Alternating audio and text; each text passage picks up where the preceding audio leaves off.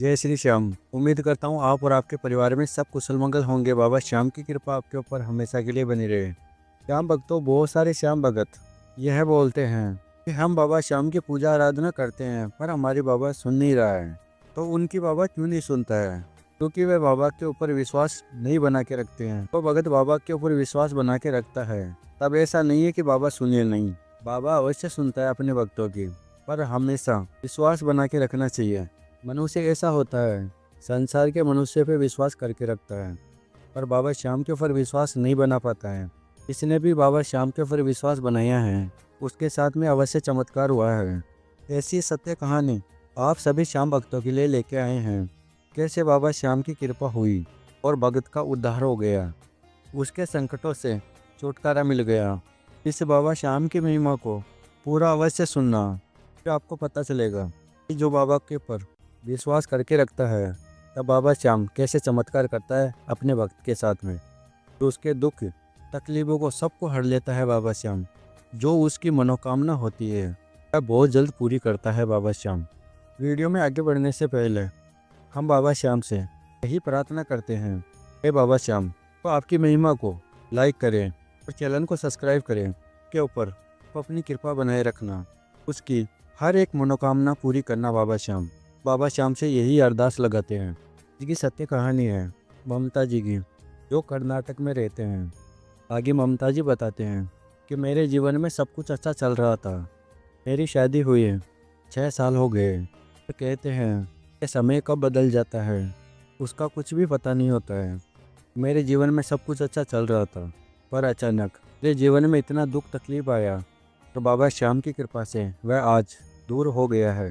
तो वही अनुभव मैं सभी श्याम भक्तों को इस चैनल के माध्यम से सुनाने जा रही हूँ।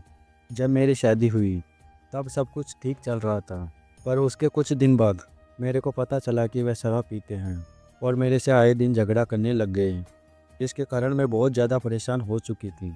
अब मैं अपने घर वालों को भी बताऊं तो कैसे बताऊं, क्योंकि वह परेशान हो जाएंगे। यही बात सोचकर मैं चुप थी, तो उनका दिन रात झगड़ा बढ़ता ही जा रहा था। फिर आगे ममता जी बताते हैं कि मेरे पति मांस का भी सेवन किया करते थे। वे अपने घर वालों की ही बात मानते थे, मेरी बात एक भी नहीं सुनते थे, और घर पर भी मांस लेके आते थे और मेरे को बोलते थे पकाने के लिए। इन सब से मैं बहुत ज़्यादा परेशान हो चुकी थी। जब मैं मांस पकाने से मना करती थी, तब वे मेरे को मारते पीटते थे।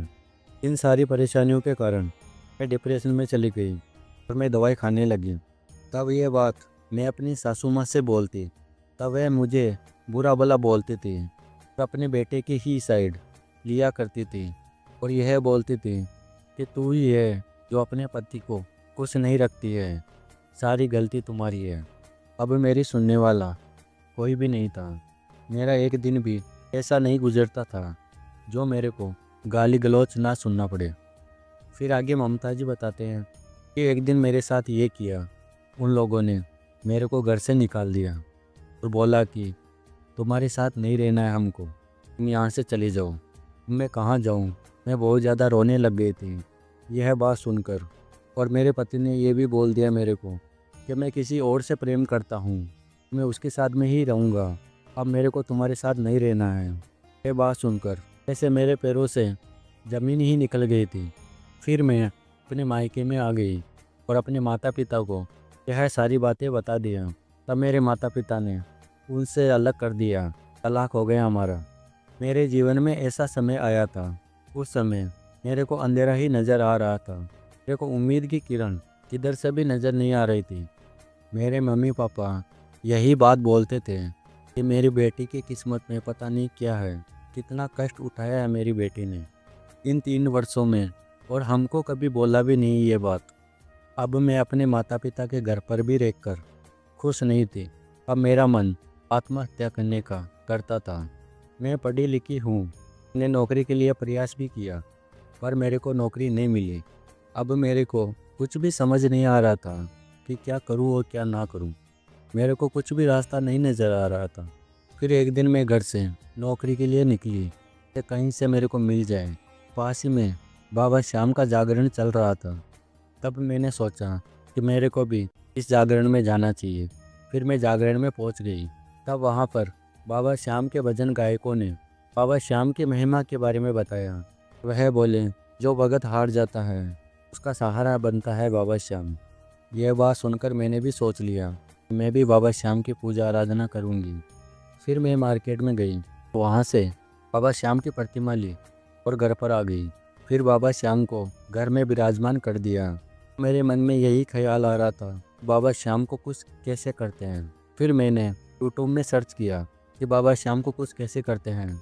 तब आपके चैनल की वीडियो आई, नाम जप वाली। उस वीडियो को मैंने पूरा देखा। उस वीडियो को देखने के बाद मेरे को उम्मीद की किरण नज़र आई। मैंने भी सोचा कि बाबा श्याम इतने चमत्कार करता है, तब मेरे साथ में भी अवश्य चमत्कार करेगा। फिर मैंने भी नाम जप शुरू कर दिया। हर समय मेरे मुख पे यही चलता था, जय श्री श्याम, जय श्री श्याम, जय श्री श्याम। उठते बैठते चलते मेरे मन में बाबा श्याम का नाम ही चलता था। मेरा यही विश्वास था कि बाबा श्याम की कृपा एक दिन मेरे पे होकर रहेगी और जो मेरे दुख है वह बाबा श्याम अवश्य दूर करेंगे। 3 महीने के बाद मेरे बाबा श्याम के मेरे को सपने में दर्शन हुए और अब मैंने सोच लिया था कि मेरे प्रभु, मेरे ठाकुर बाबा श्याम की कृपा मेरे पे हो गई है। फिर मेरे को बाबा श्याम पे कई गुना विश्वास हो गया। फिर मैंने सोचा, बाबा श्याम का नाम लेकर मेरे को अगले ही दिन नौकरी के लिए फ़ोन आ गया। इस कंपनी में मैं पहले गई थी, उसी कंपनी से मेरे पास में फ़ोन आ गया और वह बोले कि हमको एक व्यक्ति की आवश्यकता है हमारी कंपनी में, तुम यहाँ पर आ जाओ कल। फिर मैं अगले ही दिन उस कंपनी में पहुँची और वहाँ पर मेरी नौकरी लग गई बाबा श्याम की कृपा से। फिर मेरे को नाम जप करते हुए 5 महीने हुए थे। वहाँ पर ही कंपनी में एक लड़का नौकरी करता था और उस लड़के ने शादी का ऑफ़र दिया मेरे को। वह बोला, मैं आपसे शादी करना चाहता हूँ। तो यह बात मैं अपने घर वाले को बोली, माता पिता को आकर, और मैंने उस लड़के को सारी सच्चाई उस लड़के को बता दी कि मैं एक तलाकशुदा औरत हूँ, मेरा पहले तलाक हो चुका है। अब उस लड़के ने कहा कि इस बात से मेरे को कुछ भी परेशानी नहीं है। फिर अगले ही दिन मेरे माता पिता उस लड़के के घर पे पहुँचे। फिर उस लड़के के घर वालों को भी ये बात अच्छी लगी और वह भी इस शादी के लिए खुश हो गए। तब दिसंबर 2024 में उस लड़के के साथ मेरी शादी हो गई। बाबा श्याम की कृपा मेरे पे ऐसी हुई है, मेरे को ऐसा घर मिला है जिसकी मैं उम्मीद करती थी। मेरे पति भी बेहद ही अच्छे हैं और मेरी हर एक बात सुनते हैं। श्याम नाम के जाप ने मेरे जीवन में जो अंधेरा था उसको दूर किया है। मेरे जीवन में नाम जप से ही खुशियाँ आई है। मैं सभी श्याम भक्तों से यही कहना चाहती हूँ, बाबा श्याम के ऊपर विश्वास करके उनका नाम जप करिए। अवश्य जैसे मेरे साथ में चमत्कार हुआ है वैसे आपके साथ में भी अवश्य चमत्कार होगा और जो भी आपकी इच्छा है वह अवश्य पूरी होगी। तो श्याम प्रेमियों, आज हमने सुनाया ममता जी की सत्य कहानी। यदि बाबा श्याम की महिमा आपको पसंद आई है तो इसको लाइक कर देना और अगर आप नहीं आए हो इस चैनल पे तो इस चैनल को सब्सक्राइब कर देना और भी श्याम भक्तों के साथ में इस बाबा श्याम की महिमा को शेयर करना ताकि उनका विश्वास भी बाबा श्याम के ऊपर कई गुना हो और वह भी अपने दुखों से छुटकारा पा सके। श्याम प्रेमियों, मिलते हैं अगली वीडियो में। बाबा श्याम की कृपा आपके ऊपर सदा के लिए बने रहे। जय श्री श्याम।